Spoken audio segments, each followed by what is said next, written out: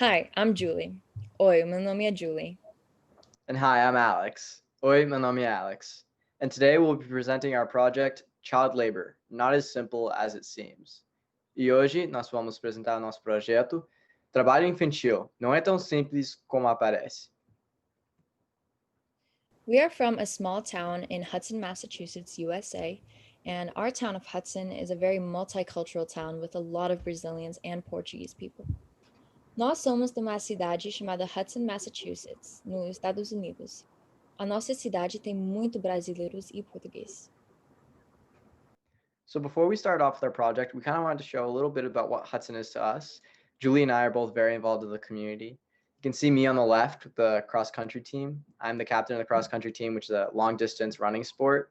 And then in the middle here, you can see a football field. Though football fields are a very traditional part of American schools, and our football field is called the Morgan Bowl, and our team is called the Hudson Hawks.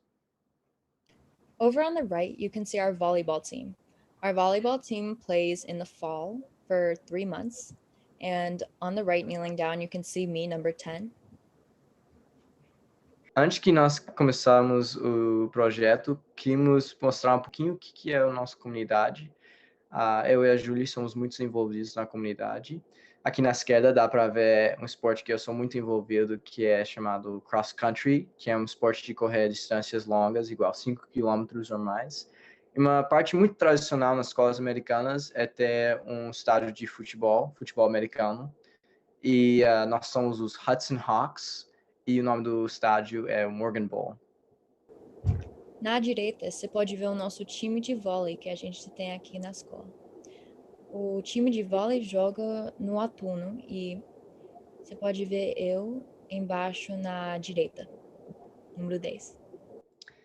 And on the bottom here, a couple more pictures about Hudson that we think represent it very well, that are very key aspects of our town. E aqui embaixo dá para ver alguns outros fotos, que é o Hudson, e fotos que nós acham que representa a cidade muito bem. Here we just wanted to take a quick glance at child labor in America.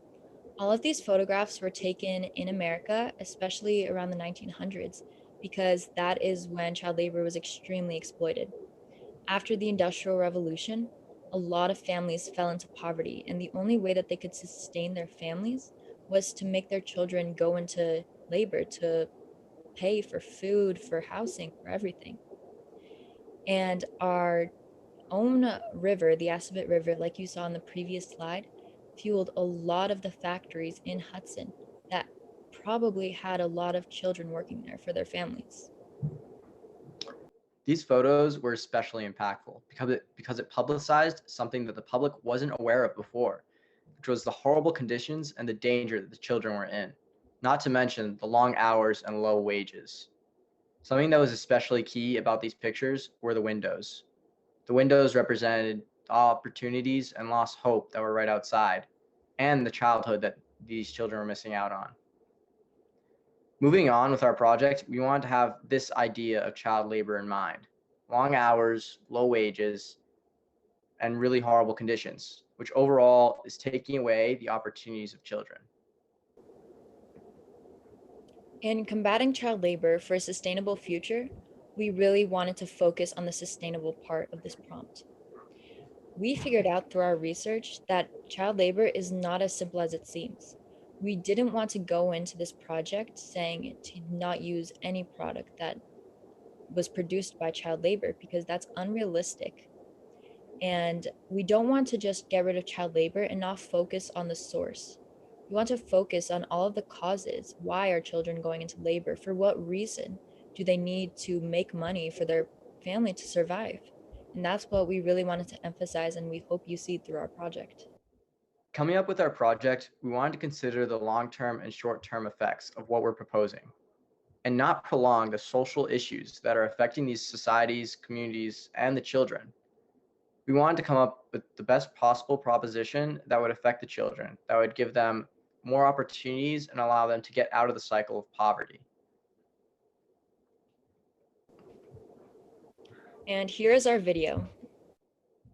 Aqui é nosso vídeo, esperamos que vocês gostem. Obrigado. This year's crisis is child labor, economy versus ethics, how to eliminate child labor to create a more sustainable future. To start off, we want to define child labor as the use of children in industry or business, especially when illegal or considered inhumane. We are focusing on the idea of third world child labor and the ethical dilemmas pertaining it. As the world has become more competitive and globalized, we have seen an emergence of child labor in the form of sweatshops and textile factories. These work environments entail horrible conditions, long hours, low wages, an overall waste of human potential, and a continuance of the cycle of poverty. This is Maria. She has to travel 2 hours every day to get to her factory in order to dye denim. This denim then goes to the store in which you buy. And by the way, the manufacturing process of dyeing denim is extremely hazardous. Did you know that there are more than 152 million child workers in the world? That is more than the population of Portugal, Germany, and Italy combined. Just so you understand the gravity of the situation, 73 million of those children are working in hazardous conditions, like Maria. Former child laborers are much more likely to have only primary education or less, and children who work before the age of 15 are more likely to have a low-paying job. Making these connections, it's easy to see how child labor is a critical part in the cycle of poverty. It may be hard to hear, but we are the consumers of child labor. Remember that coffee you drank this morning? Maybe. Well, what about those sneakers you're wearing right now? Hey, don't think I didn't see you eating that Hershey bar. We don't like to think of it, but a lot of things we consume and use in our daily lives comes from the toil of child labor. Okay, so why don't we just get rid of it altogether? Wait, hold up. It's not as simple as it seems. Child labor provides children and families with an additional option. Many people don't think of it as a choice, but the large majority of instances in child labor are not forced. Taking away child labor may be taking away a child's best option. Wait, you're right. Making 60 cents an hour with horrible conditions and long hours may sound horrible, but to many kids, it's better than working 30 cents an hour as a subsistence farmer, having barely enough food to survive. And also, child labor has provided the incentives to allow third world countries to enter global markets and better their economy and livelihood over time. Basically, because of these extremely low wages, international industries, like the textile industry, have utilized lower manufacturing costs, boosting third world countries' economies. Taking away the incentives of low wages, which comes with child labor, would eliminate tons of jobs. Considering this, instantly eliminating child labor would not lead to a sustainable future and would lead to a continuance in the cycle of poverty. Well then, what the heck are we going to do for this project? Wait, it's okay. First, we have to address the reasons why it's happening. Instead of going to school and bettering their future job opportunities, children are forced by unfortunate circumstances to go into child labor and neglect vital education. I'm starting to see how this is a cycle. Remember Maria? The reason why she was stuck in child labor was because her parents weren't able to complete their education. In the future, Maria's children will most likely face the same issue and end up in child labor as well. In order to break this cycle, we need to address the issues hindering their success and keeping them in poverty, such as hunger, education, gender inequalities, health and safety, and more. Addressing these issues will provide children with better alternatives in the future, allowing them to make more than just the living wage. Living wage? Yes, living wage is the amount needed for an individual to maintain a certain quality of living in a given economy. In many circumstances, children are going into child labor because their families are not making the living wage. Yes, the ultimate goal is to eliminate child labor and create a more sustainable future with families being provided with the opportunities to earn more than just a living wage through education.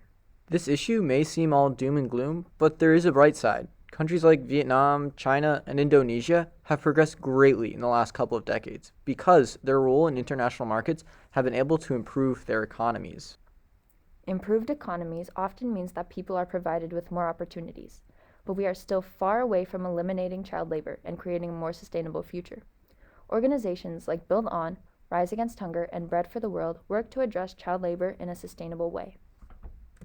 Rise Against Hunger is an organization that monitors international developing communities and ensures meals are distributed and used as a tool to change lives by promoting education, improving students' health and nutrition, stimulating economic growth, and fighting child labor.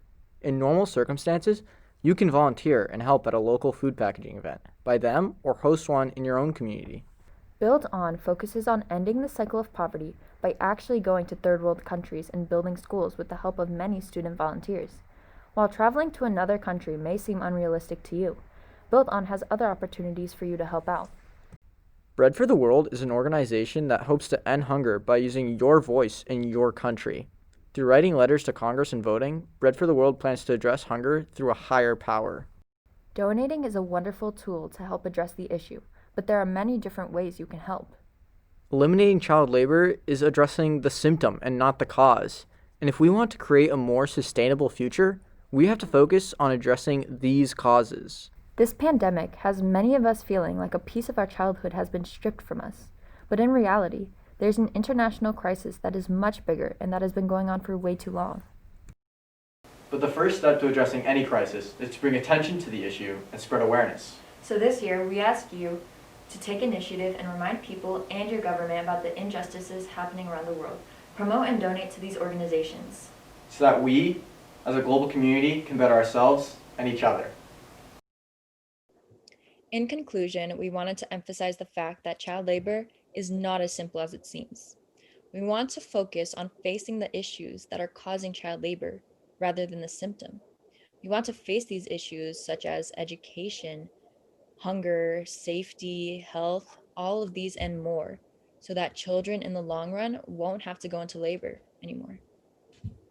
Because in reality, this is a global issue. We don't like to think about it, but we're all responsible and we all take part of this. So moving forward, we as a global community need to take upon our global citizenship to make the world a better place for us all. Thank you. Thank you for inviting us. Obrigado.